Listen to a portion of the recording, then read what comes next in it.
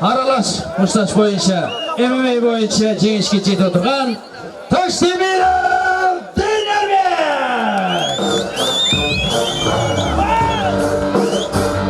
Assalomu alaykum.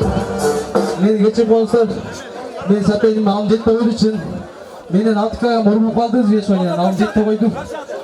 Эмчиде буйруса, мындай каталышта кылбайбыз. Токто. Мен ушуга эле кара реванш коём. Бирок анда сен бешинди таза эл жоты кылып бер. Ошондо ушам. Таза беш эл жоты кылып бер, ошондо ушам мен. Колун көтөрүп кой. Нормально. Ассаламу алейкум.